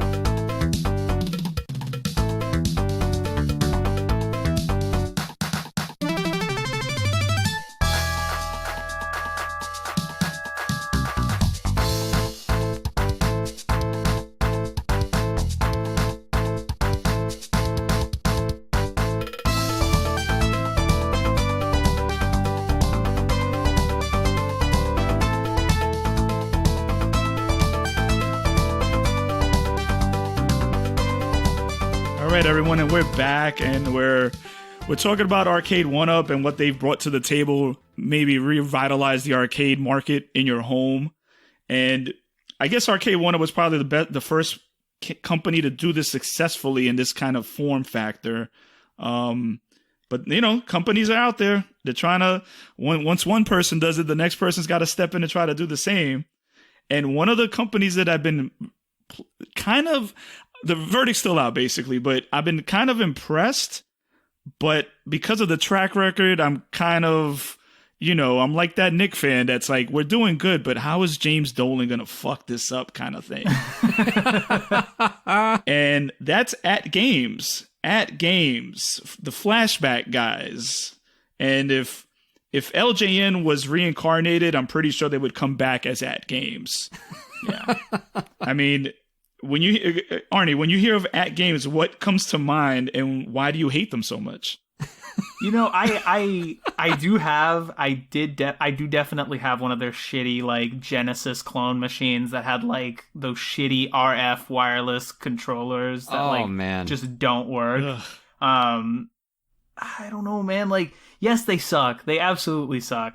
But I will say I have heard people say really good things about their Atari machines. Like their Atari flashback machines apparently did run really well. They just at some point were like, man, we should try to do this again with more complicated games, but let's not change any of the actual hardware inside this machine. Like, dude, I'm pretty sure I could get like a pencil, a piece of elastic, and make a machine that could run Atari games. That's some MacGyver That's what I'm shit saying. right there. They were like, we've successfully done this, so now let's take the same technology, but we'll run Sega Genesis games on it. Yeah. We'll change absolutely nothing. They disappointed upon disappointment. This is why I drew the parallel with LJN, because man, you would get so excited about something they were coming out with, only to be just left just asking yourself why you exist. They saw that the Genesis controllers fit in the Atari ports, like it had the pin connector or whatever, and they were like, "This is the same machine. Same thing. We can absolutely do this. There is no difference." It's funny. It's funny, like when you mentioned the ATgames arcade cabinet that you got on our last episode. It's funny because I couldn't remember who ATgames was and what they made, but I had this like visceral reaction when you said an ATgames. I was like, oh no, and then you said, no wait, it's good, and I was like, oh thank God. And I couldn't even remember what it was that they made. It was just the name somehow was like burned into my blacked brain. Blacked out after that. Yeah.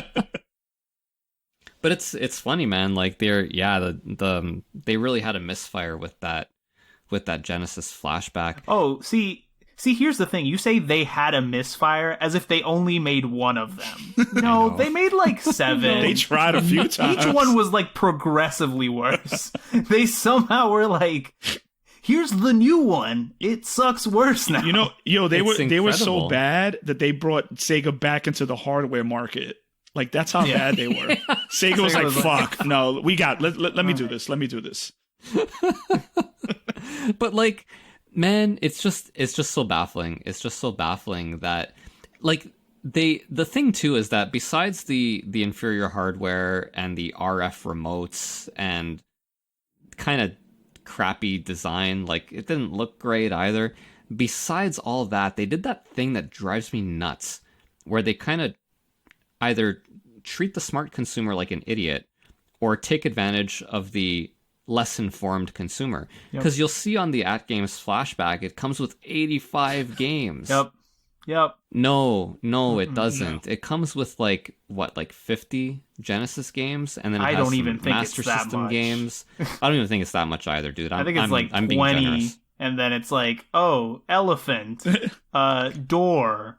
Oh my god, dude! Those those games, I couldn't like. It's just so insulting. Don't put 85 games, because instantly I know I'm thinking 85 Genesis games, and like, man, these like homebrew, like, have you guys seen the titles of some of these games? Like, have you seen these games playing? Yeah. Like, here's a few. Curling 2010. Oh, fuck yeah. Here, another one of my favorites. How are you not excited about that? I know, right? Here's another one. Fight or Lose. Well, yeah, I mean, there are options. I mean, those are your only two options. Those are your only two options. There's Fish Tank Live, or possibly Fish Tank Live. I'm not sure. It is that game. The sequel to Live Alive we've all wanted. Jack's P.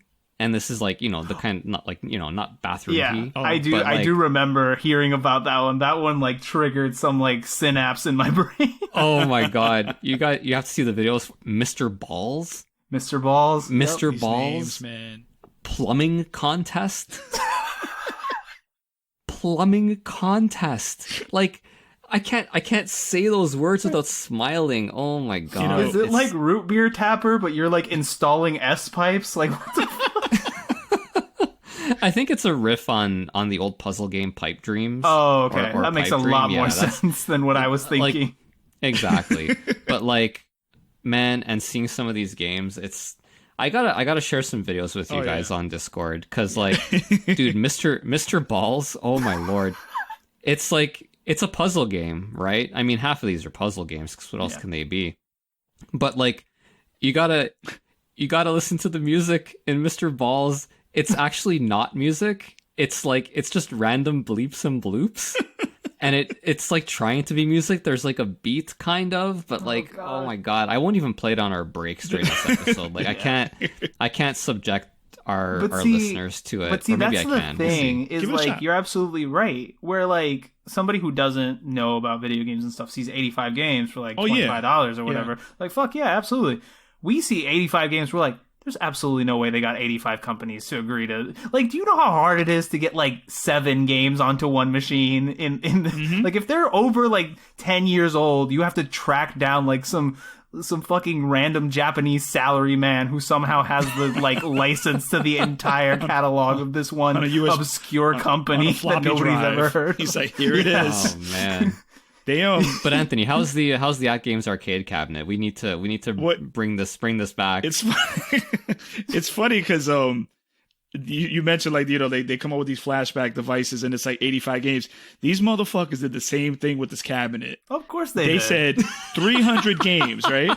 300 games, right? They like, it's almost like they can't help themselves, right? I hope it has Mr. Balls.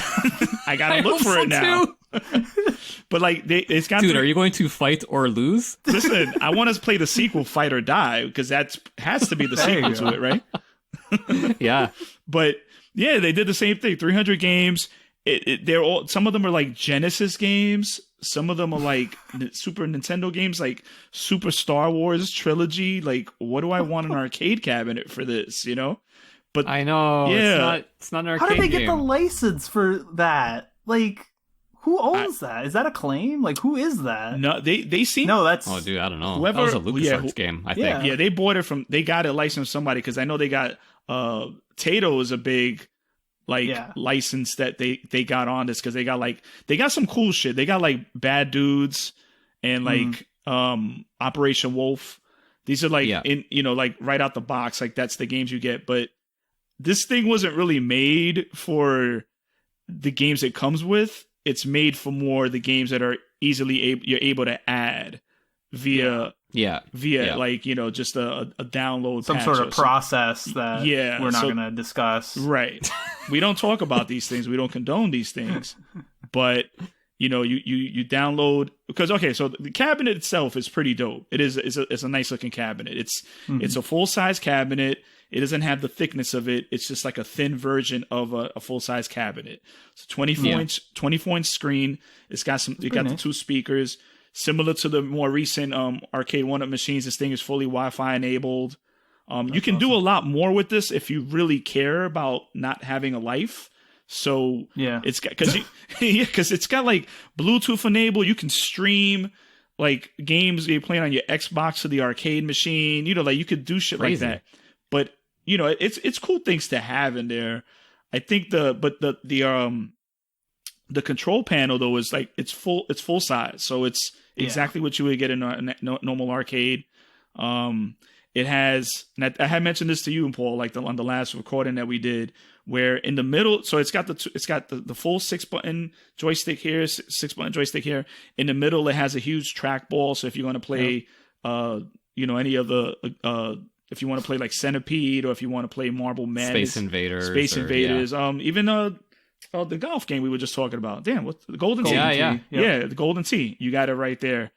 Each side also has those Arkanoid dials too, which is my favorite part of the whole thing. Yeah, it is. It's incredible. One, because I actually do kind of like that.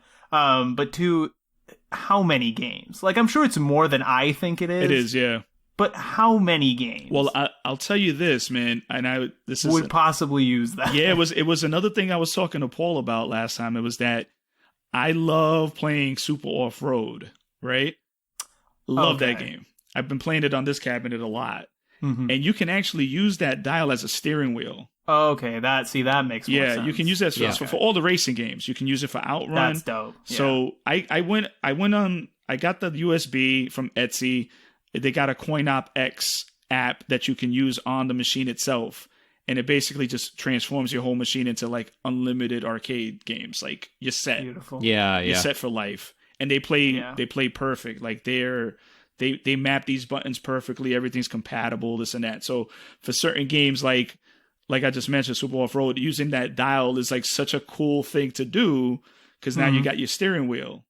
And if you go on the ATgames website though, they're not done there, right? Like they're not done here. They're releasing light gun compatibility, their own light guns.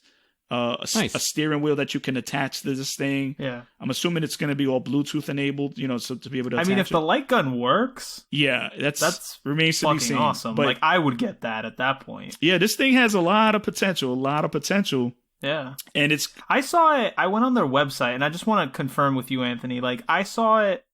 I couldn't get like a price on their website for some reason, but I saw it like somewhere in the range of like $800-ish. Is that like accurate, or is it more expensive than that? No. I think it's like $499. I think.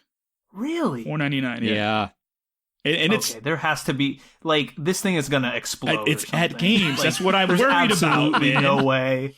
There's like a timer when you play like your 100th game, it just like shoots shrapnel and kills you. There's no way. But it's cool to have this, and like you guys said, like Arnie, you were mentioning, like I'm not the guy that's gonna sit there trying to like hack and mod anything.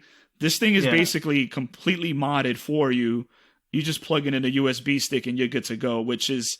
That's really the brilliance of it. Yeah. This must be the only company that their stock price goes up as they lose money. Like, I don't understand how you could make a full-sized arcade cabinet like that with all these components and all this stuff for $500. That makes no sense to me. It's crazy. And the thing is too is like, a lot of times when you see stuff like this come out, it's if you have a good community behind it, that's what keeps the companies honest, Yeah. And that's kind of what ATgames and Arcade 1-Up has done the same thing, but you feel a little bit more confident with Arcade 1-Up stuff, Yeah. ATgames though, they got this community now that I just went down the rabbit hole looking for stuff, and these people, they're modding stuff, they're adding stuff, they're updating firmwares. Every time I turn that thing on, it's updating a firmware. And it's keeping ATgames pretty honest, because if you go like on the Facebook page, they respond to people. They respond to a lot of things. So they've clearly done a huge pivot, in terms of what we remember them as. But Yeah. but still, like you still got that bad taste in your mouth. So It's funny. It's funny how that stink stays on you until you can really, overcome it. Yeah. Because I agree with you, Anthony. Yeah. Like it really does. Like even their Genesis flashback systems, the very last one they released, I think it was the 2018 HDMI one or 2019 HDMI one. They finally, like that one actually they got mostly right. Yeah. You know what I mean? It was comparable to the Genesis Mini in quality and emulation. So it does appear that they want to get it right. Mm-hmm. But like, god damn it, guys, with your 300 game advertising, like it just that shit right there. Like I didn't even pay any mind to that thing. Like I just 300 games. I was like, anyway, let me see what I could do with this thing. I didn't tell you this, Arnie, but Hannah surprised me with this thing. Oh, okay. Yeah, that's why I have it. Cause she told me, she goes, "Oh, wanted to get you something. I got you." She kind of like let up that is. You saw the logo on the box. That's what I had. This thing needs to be destroyed. That's what I told. Well, this has to be taken to Mount Dune. We have to get rid of this thing right now. She told me she had got me an arcade cabinet. I was like, oh shit. I'm in my head. I'm thinking, yo, which one is it? Yo, is it that? Is it that Outrun? So I don't have to spend my money on it. Perfect. Dope. Right. This shit shows up at games. I was like, man, if your name wasn't on this mortgage, man. Shit. So I kept it sealed. I didn't even open it. I was just like, I don't know, where'd you get this shit from? I'm gonna have to bring this back, right? Can I get a gift receipt for this motherfucker, right? And then I started doing some research. I started looking it up. Started looking at the community, and it just got me really hyped. And I was like, really? I could just play these games. And then there's so many arcade games that we're never gonna see, no matter how licensed we get a device, right? There's games we're never gonna see. So it's kind of like, this is a really cool way to go back and like be able to play these games, have that as my little just all-in-one machine that I can play those specific games that Arcade 1-Up necessarily doesn't make. But it's pretty funny because now there's there's console wars now between Arcade 1-Up fans and the ATgames fans. Like now they're beefing with each other. So great. And is this great. one, is this like the arcade 1-Ups where it comes disassembled and you put it together, or is this like pre-built? No, it's more built than the arcade 1-Up machine. Okay. But it's definitely got that IKEA vibe to it, because on the arcade 1-Up, everything comes just apart. So you got to take the even the screen and everything, you got to like put that on, which is honestly one of the most annoying parts of putting that machine together, because lining up the machine with the wood, it's with the anything with pegs. Wooden pegs, having to line shit up is just, I don't know, man. I'm not a fan, but this thing was a lot easier to put together because the whole, basically the screen and everything was put together. You're just putting the side panels on it. Yeah. Okay. So they did. They did a good job. Sold me, man. Like I'm in now. Yo, definitely. I'm shocked, man. It's been a year of shock, man. Like our ATgames pivots, Friends reunion, the Knicks. I'm like, what? I'm living my best life right now, man. But Paul, has that made you feel any better about this thing, or you still kind of No, I'm all for it. Like, especially the fact that you can get the peripherals for it eventually, light gun, steering wheel, and all that. It's just a different. It's an interesting business model. It's different from arcade 1-Up. Very different enough that I feel like they can coexist. Like ATgames is kind of making this all-in-one solution, and arcade 1-Up is making this like really colorful, officially licensed, sort of collectible product, right? And they're selling it multiple times.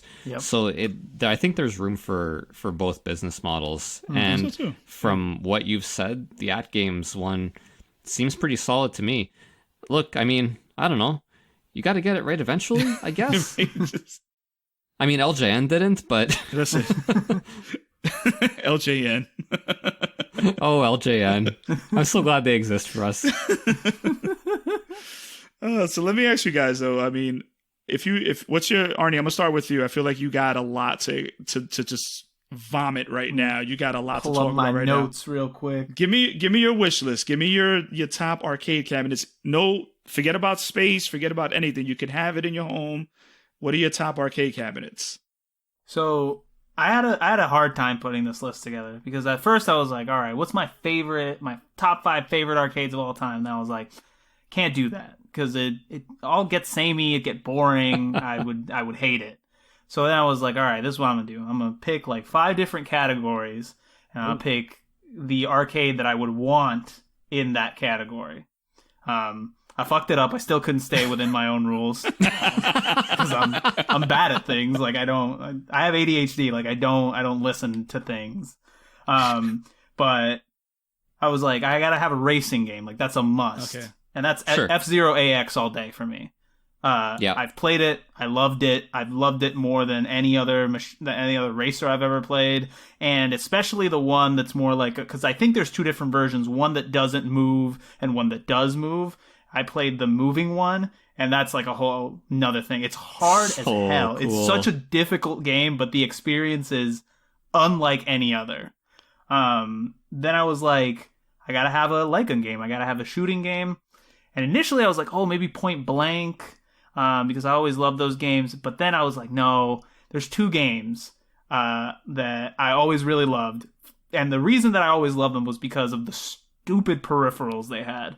The first one is Silent Scope, which if you've Yes. ever seen a Silent Scope machine, the most, like, they could have just built like a half of a sniper rifle or something, and some guy was like, nah, we're gonna put the whole goddamn thing, like a realistic size scope for your eye. I was like, this is insane.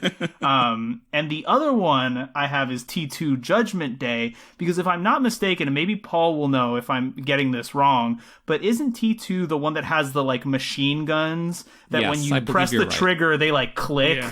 Like it's Yeah. actually going off, and I always thought that was fucking amazing. Like every time I played that game, I was like, "Oh yeah!" Like I felt so cool playing that game because I was like, "Drrrr." Then I needed a fighter, obviously, and if you guys know me, you know where I'm going already. It's got to be Marvel vs. Capcom 2 all Sure. day, every day. Like Street Fighter 2 was in the mix. Tekken, I think Tekken 3 was probably in the mix for me since I played that one a few times, but Marvel vs. Capcom 2. Then I was like, I need like something more meaty. So it's got to be one of the D&D games, either Shadow over Mystara or Tower of Doom. Like Mystara is the one. Yeah. Mystara is it's the superior one. yeah. Or Arnie. How about both? Ooh, See? this is Now your you're- dream, Arnie. There's no limitations Exactly. here, man. That's what I'm saying. That the arcade that's in Providence, that's like near where I live, it has both of them. So I always go and I have to fucking play them. So good. Yeah, and then obviously I gotta have virtual on. Like Yeah. there's no way I can't of have course. virtual on after everything I've said. You've had a taste of it. You Um, can't go back, man.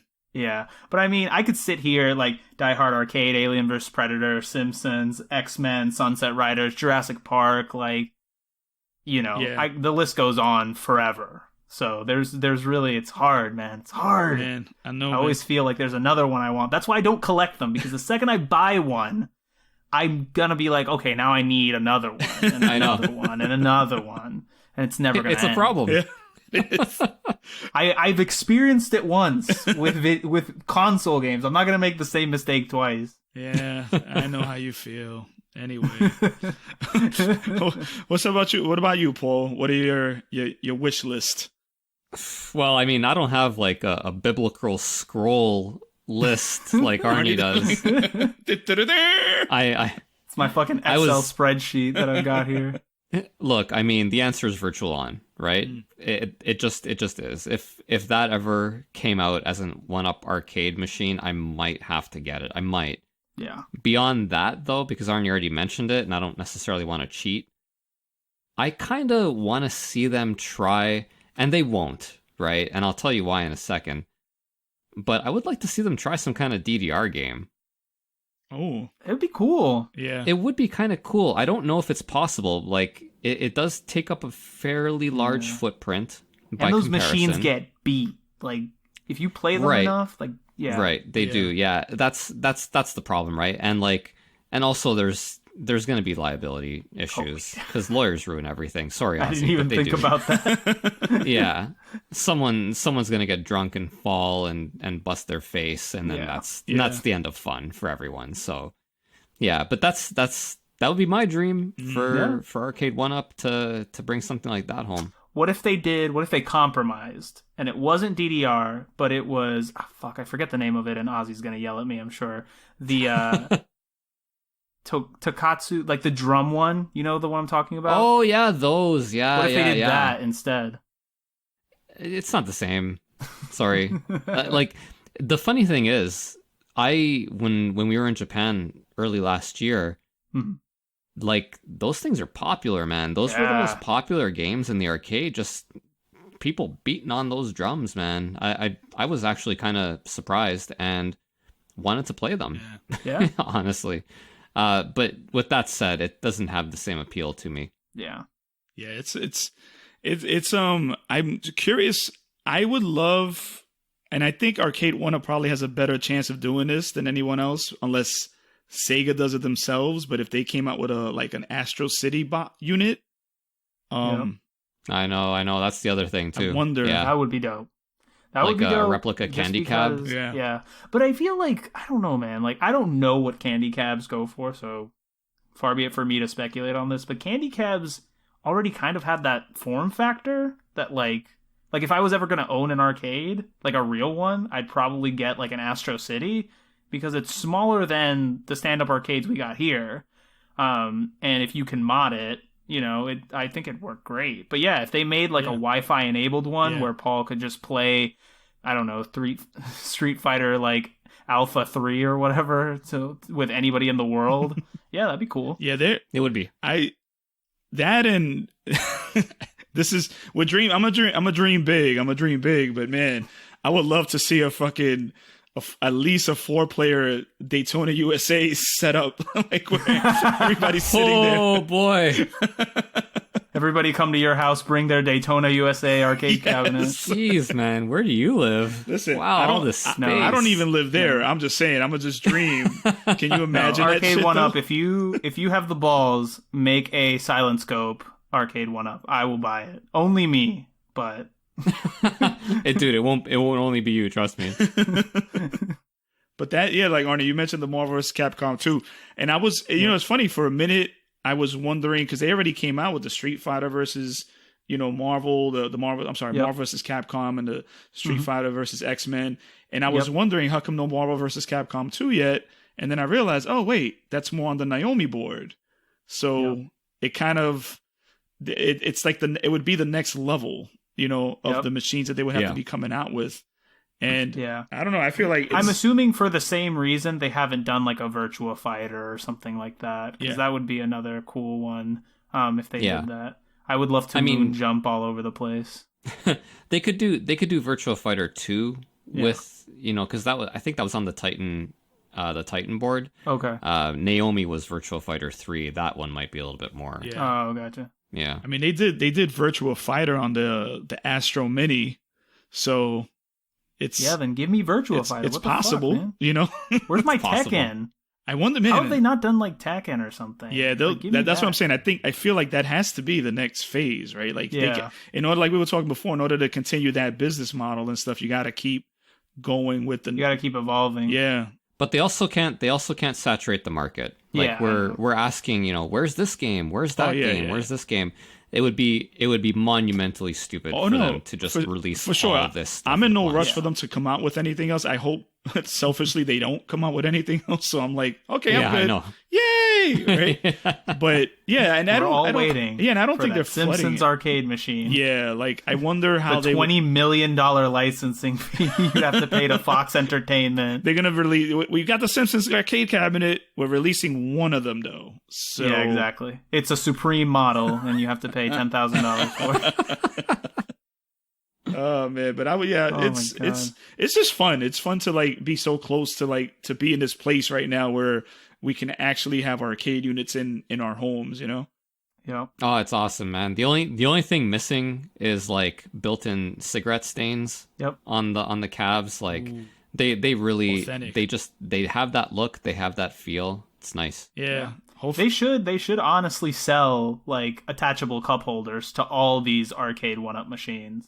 They should. I don't know why they don't. They don't, but they do have them. I've bought some. So. Oh really? Yeah. Oh, Nice. Just in case I got company. Yeah. All right, guys. Well, I think this has been great. I've really had a good time talking about my childhood and my adulthood and how I'm still a child. Yeah. The arcade episodes always hit different. Yeah, they really do. It really does, man. But it's just fun to see where everything's going. It's kind of cool to see.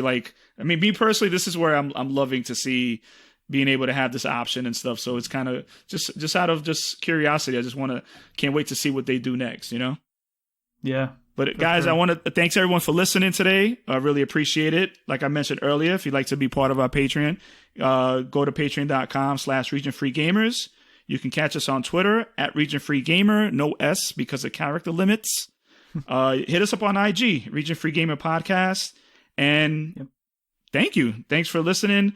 If you'd like to be part of our Discord, shoot us a message. We have so much fun on there, and we make you spend so much money. You will regret it, but you may not at the same time. So, ATgames, please sponsor us. We love you. ATgames, RK1UP, whichever one you comes first, we got you. Free Patreon for life. All right. Well, thanks for listening, guys. We'll do better next time. At least 5% better next time. Have a good one.